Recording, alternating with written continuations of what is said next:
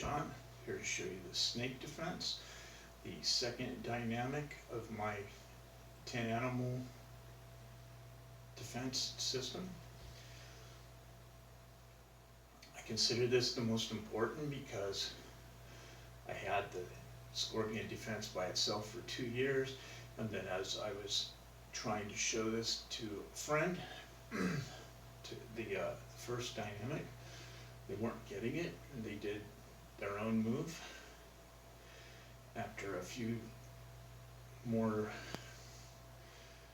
attempts, I just I ended that lesson and then considered what they were showing me, and I thought that looked interesting and effective. The scorpion defense, as you've seen in the first video, is a 90-degree step out to the left. We're staying at range to our opponent. We're doing a left inward parry as we're getting punched. Okay, so in the snake defense,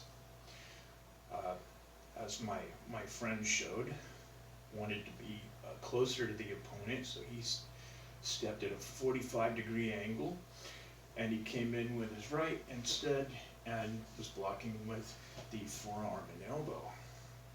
And so that reminded me of a YouTube video that I had recently seen of a constrictor snake that had bitten its prey and wasn't able to do a coil around it and finish it because there was a struggle.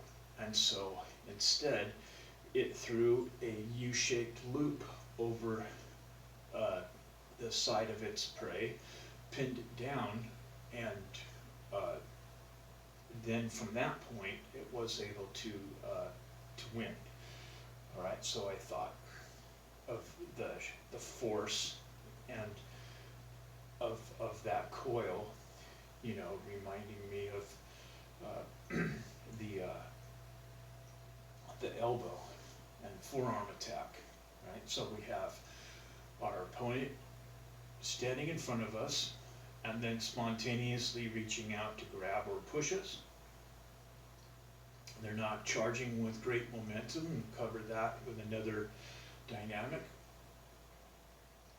But if they're in front of us and we see the hands come at us, and we break out of our humble stance, which is a light fist covered by a soft palm, which hides our intent, gives us a peaceful look, and masks our fear of the conflict. And so the hands come in at us, we step and drive with the right elbow and forearm. We're to target those hands. They might be injured if we jam his fingers, and that works for us, that's fine. And we turn on the balls of our feet, and we'll do a mid-knuckle punch to the armpit or ribs. Okay. And as we make that turn, then this hand turns over, palm down. This is called a Japanese palm. Right, so that we have the chi flowing out our palm, adding the power, lining up our best defense. Right, we're not using the back of our hand, we're pressing with our palm. So we'll be able to clear those hands the rest of the way out of our threat. And we struck to the side. We turn back on the balls of the feet and whip up the right hand with a ridge hand strike. This targets the carotid artery on the left side of the neck. And we don't want to come out wide because he might block it with his left hand, but we're just going to shoot it straight up. All right, as fast as we can, and that should drop our opponent. I've actually seen that against a very large and heavily intoxicated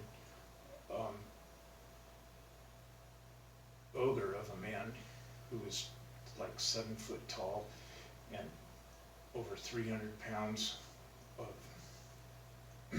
of just all kinds of upset, and then a regular guy was a karate instructor, but all he did was slide up and do a chop to the large man's left neck, and the guy just dropped like a sack of potatoes. So, yeah, that's our goal. We want to strike on his neck there. So we have the slow speed,